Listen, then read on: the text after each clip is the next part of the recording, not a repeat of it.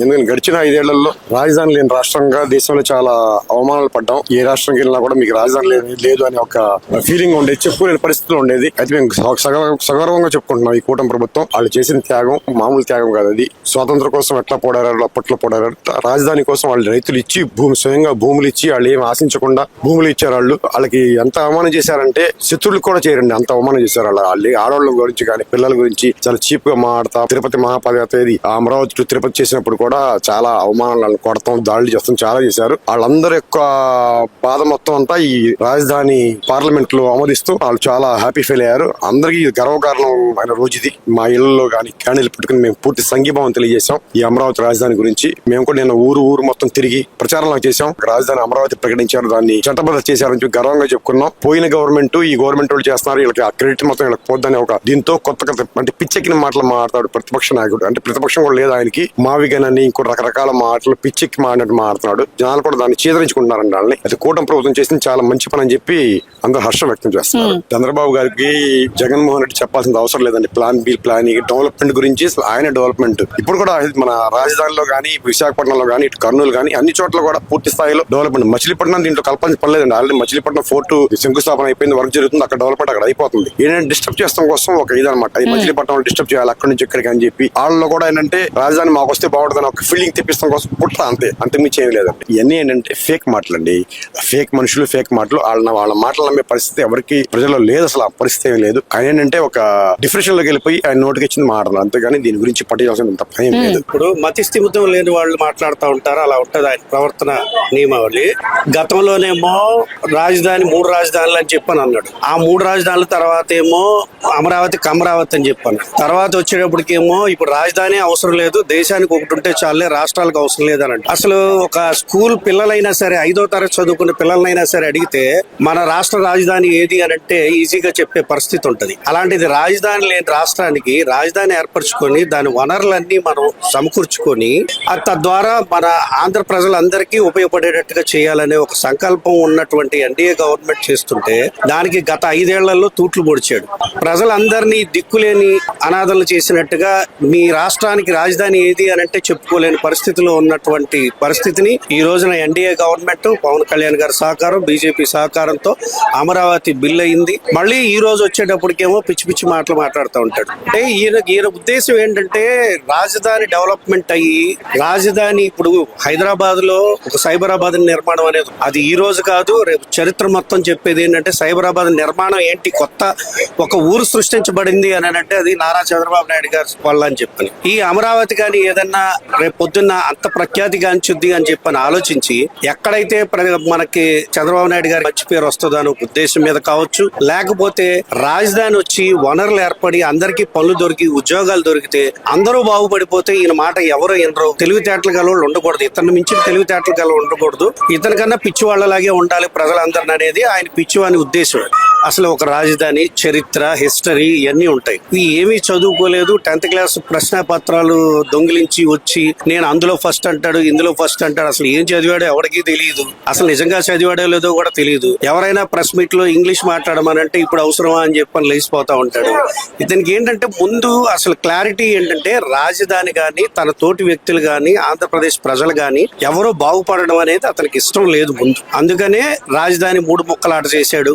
తర్వాత ఈ రోజు రాజధాని అవసరం లేదని అంటాడు. మరి రాజధాని లేకుండా ఎలా ఉంటది ఏ రాష్ట్రమైనా సరే? ఇది జగన్మోహన్ రెడ్డి గారి అవగాహన లోపం మాత్రమే. ఒక కేర్ ఆఫ్ అడ్రస్ కావాలంటే రాష్ట్రానికి రాజధాని ఫలానా అనేది ఒక అడ్రస్ ఉండాలి. గత 5 సంవత్సరాల్లో రాష్ట్రానికి రాజధాని అడ్రస్ లేదు. ఈ రోజు అమరావతి రాజధాని అని ఒక చట్టబద్ధత వచ్చింది, మనకి అడ్రస్ దొరికింది. అమరావతి ప్రాంతంలో ఒక బౌండరీ లైన్ వేశారు, అది రాజధాని సరిపోతుంది. ఇంకా డెవలప్ చేయాలంటే మచిలీపట్నం ఓటరే ఉంది, ఆ రకంగా డెవలప్ చేసుకోవచ్చు. విజయవాడ అవతల గాని ఇండస్ట్రియల్ పార్క్ ఉంది, మల్లెపల్లి అశోక లైలాండ్ అంటే ఇండస్ట్రీ పార్క్ ఉంది. అటువంటి ఇండస్ట్రీ పార్కులు ఎన్నో డెవలప్ చేసి అందరికి ఉద్యోగ ఉపాధి అవకాశాలు కల్పించవచ్చు. పరిపాలన మాత్రం ఒకే చాటు ఉండాలా. 3 రాజధానుల కాన్సెప్ట్ ఎక్కడ ఉందండి? దక్షిణాఫ్రికాలో ఉంది. అట్టర్ ఫెయిల్ నిర్ణయం 3 రాజధానులు ఇది. కాబట్టి ఆయన చంద్రబాబు నాయుడు మీద ద్వేషంతోనే 3 రాజధానులు అంటాడు. గతంలో 3 రాజధానులు చేసి అక్కడ ఏమి డెవలప్ చేయకుండా 5 సంవత్సరాలు నిర్వీర్యం చేసి ఆంధ్రప్రదేశ్ ని భ్రష్టు పట్టించాడు. రాజధాని అమరావతి మళ్లీ చెప్తుంది పరిపాలన ఒకే దిక్కున ఉండాలా, అభివృద్ధి వికేంద్రీకరణ వికేంద్రీకరణ చేయాలి, అన్ని దిక్కులు అభివృద్ధి చెందాలి.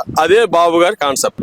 ముఖ్యమంత్రి ఎక్కడుంటే అదే రాజధాని అనేది తప్పుడు నిర్ణయం. రాజధాని ప్రాంతం లేనప్పుడు లేదా ముఖ్యమంత్రి గారు ఎక్కడికైనా వెళ్ళినప్పుడు పరిపాలన అనేది ఆయన ఎక్కడుండేనే చేసే వెలుసుబాటు ఉంది. రాష్ట్రం విడిపోయినప్పుడు 2014లో చంద్రబాబు నాయుడు గారు బస్సులో ఉండి పరిపాలన చేశాడు. దానికి ఆ సౌలభ్యం కోసమే కల్పించారు కానీ ముఖ్యమంత్రి లండన్ లో ఉంటే ఆంధ్రప్రదేశ్ రాజధాని లండన్ అవ్వదు, మనం పక్క రాష్ట్రంలో ఉంటే పక్క రాష్ట్రం అవ్వదు. రాష్ట్రానికి ఒక స్టాండర్డ్ ఒకసారి స్థిరమైన రాజధాని ఉండాలి. పరిపాలన అతని సౌలభ్యం కోసం అతని ఎంప్లాయీస్ కానీ అనుకోని పరిస్థితులు ఎదురైనప్పుడు ముఖ్యమంత్రి ఎక్కడి నుంచి అయినా పరిపాలన చేసే అధికారం రాజ్యాంగంలో ఉంది. అంతేగాని రాజ్యాంగంలో ఎక్కడ ముఖ్యమంత్రి ఎక్కడ ఉంటే అక్కడ రాజధాని అనే కాన్సెప్ట్ లేదు. 3 రాజధానులు అనే పేరుతో ఎక్కడా డెవలప్ చేయకుండా ఆంధ్రప్రదేశ్ రాష్ట్రాన్ని భ్రష్టు పట్టించాడు. మళ్ళీ 24లో అధికారం వచ్చింది కాబట్టి అమరావతిని కాదనలేక అవునలేక దానికి పర్యవసానంగా ఒకసారేమో నాగార్జున సిటీ దగ్గర పెడితే విజయవాడ గుంటూరు మధ్య బాగుంటుంది అంటాడు, ఒకసారి మచిలీపట్నం విజయవాడ గుంటూరు కలిపి మావిగని పెట్టమంటున్నాడు.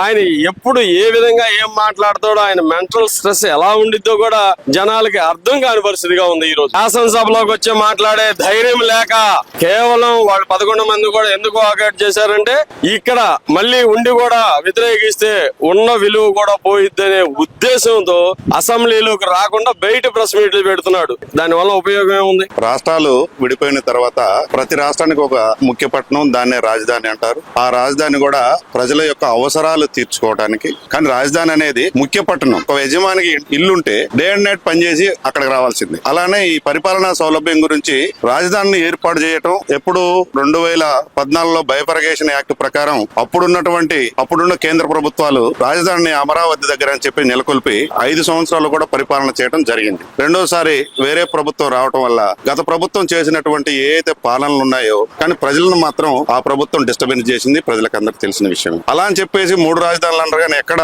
ఒక స్టోన్ వేసినటువంటి దాఖలాలు లేదు. అదే ప్రభుత్వం మరలా తిరిగి వచ్చిన తర్వాత నేడు చట్టబద్ధత కల్పించారు. మనం అనుకుంటే రాజధాని కాదు అన్నారు కాబట్టి దేశంలో ఉన్నటువంటి లోకసభ రాజ్యసభ సభ్యుల చేత చట్టాన్ని తయారు చేసి నిన్న బిల్లుని ఆమోదించడం ఒక శుభదాయకమే. ఎందుకంటే 42,000 ఎకరాల భూములు ఇచ్చిన రైతులు ఇవాళ ఆ రోజు మేము ఇచ్చి రాజధానిగా ఏర్పడితే మా భవిష్యత్తు, మా పిల్లల భవిష్యత్తు, ముందు తరాల భవిష్యత్తు కూడా బాగుంటది అనుకున్నారు. కానీ కొంత డిస్టర్బెన్స్ కావటం వల్ల ఆ రైతుల యొక్క గోస చెప్పలేనిది. ఎక్కడికి రైతులు, మహిళలు అందరూ పాదయాత్రలు చేశారు. అమరావతి టు దేవాలయం అనే ప్రోగ్రాం కూడా కొన్ని చేశారు. కానీ ఆ రోజు జరిగిన సంఘటనలుగా ప్రజల దృష్టికి ఉంచి నిలబడి ప్రయాణాలు చేసి మరలా ప్రభుత్వం వచ్చిన తర్వాత చట్టబద్ధత చేయడం చాలా సంతోషకరం. బాబు గారు తీసుకున్న నిర్ణయం చాలా మంచి శుభదాయకమే. ఎందుకంటే రైతులు భూములు ఇచ్చినారు కాబట్టి వాళ్ళకి భవిష్యత్తునివ్వాలి. వాళ్ళ పిల్లలకి భవిష్యత్తు మంచిదే వస్తుంది అంటున్నారు. దాంతో పాటుగా ఇవాళ ప్రతిది కూడా కమర్షియల్ గా బిజినెస్లు పెరిగాయి. వాళ్ళని ఎవరైతే రైతు వారి కుటుంబాల నుంచి ఇవాళ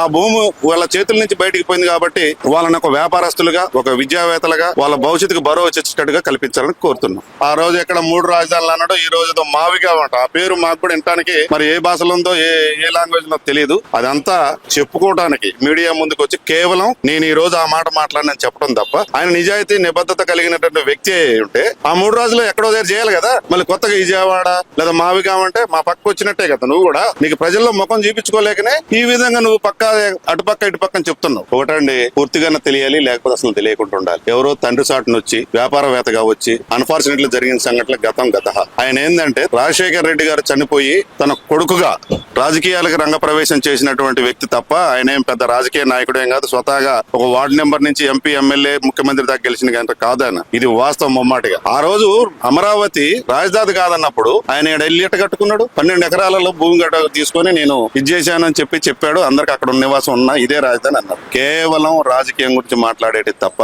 అది పరిపాలనకు గాని వ్యక్తిగత ఇక్కడ ఉన్నటువంటి ప్రజలకు గాని అది అవసరమయ్యేటి కావనేది నేను అనుకుంటున్నాను. మధ్యలో 2014 నుంచి 19 వరకు ఇదే రాజధాని అన్నారు. ఆ తర్వాత 19 నుంచి 23 వరకు 24 వరకు వేరే 3 రాజధానులు అన్నారు. కానీ ఇవాళ ఆంధ్రప్రదేశ్ ప్రజలందరికీ ఒకే రాజధాని, అది ఇక ఉత్తరోత్తర మారవకుండా ఉండేటటువంటి అమరావతి రాజధానిగా రావడం ఆంధ్ర ప్రజల గుర్తింపు అనేది ఉండాలి. అలా గుర్తింపుకి ఇది శాశ్వత రాజధానిగా ఉండాలని చెప్పి ప్రతి తెలుగువాడు, దట్టు ప్రతి ఆంధ్రుడు కూడా కోరుకుంటాడని చెప్పేది నా అభిప్రాయం. పోరాటం చేసిన ఫలితం వచ్చినాడు. ఆ పోరాటం చేసిన వాళ్ళు అనుభవించేదే కాకుండా ఆ పోరాటంలో అసూలు బాసినటువంటి కుటుంబాల వాళ్ళు కూడా చాలా ఆనందపడతారు. ఎందుకంటే తమ పిల్లలు గాని పెద్దలు గాని తమ వాళ్ళు చేసినటువంటి త్యాగానికి ప్రతిఫలం దక్కింది.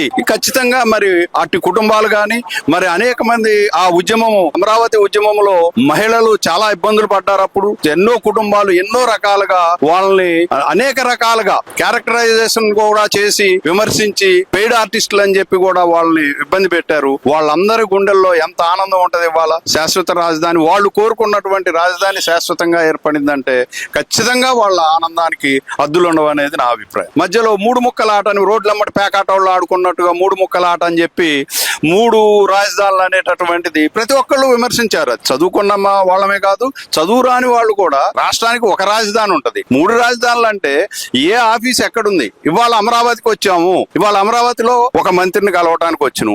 ఆ మంత్రి గారిని కలిసిను. ఇంకో శాఖ మంత్రి గారిని కూడా కలవాలనుకున్నాం అనుకోండి, అక్కడనే పక్కనే ఉన్నటువంటి సెక్రటరియట్ లో పక్కనే ఉన్న ఛాంబర్ కు పోతాం. మంత్రి గారు లేకపోతే కన్సర్న్ సెక్రటరీకి చీఫ్ సెక్రటరీకి ఇచ్చిపోతాం అప్లికేషన్. కానీ మరి 3 రాజధానులు ఉంటే ఎక్కడ తిరగాలని మేము ఎంత బాధాకరంగా ఉంటది అది. మరి అది ఎందుకని అన్నారో మాకు పెట్టిన వాళ్ళకే తెలియాల దాని అర్థం. గాని సామాన్యులు ఎవరు కూడా 3 రాజధానులు అంటే మాత్రం కోరుకోరు. ఒకే సింగిల్ రాజధాని ఉండాలా. అది కూడా మొదట ఏదైతే అనుకున్నామో అది ఇది నడిబొడ్డులో ఉన్నది. అటు వైజాగ్ నుంచి కానీ శ్రీకాకుళం నుంచి కానీ ఇటు కర్నూలు నుంచి కానీ ఎక్కడ చూసినా కూడా ఇది సెంటర్ లో ఉన్నది, అందరికీ అందుబాటులో ఉన్నది. ఇప్పుడు కూడా నేను పేరు చెప్పటల్లా, కానీ ఆ పేరు ప్రకటించిన ఆయన సంస్కృతి ఏంది?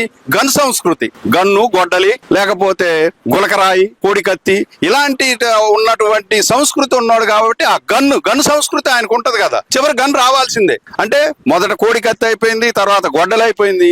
ఈసారి గన్ తో తల్లికో చెల్లికో మరి ఎవరికో ఒకళ్ళకి గన్ను చూపెడతాడేమో అనే గన్ చూపెట్టాలి మరి ఈసారి అధికారంలో రావాలనే ఉద్దేశంతో ఆ గన్ను ఉపయోగించింది అనేది నా అభిప్రాయం.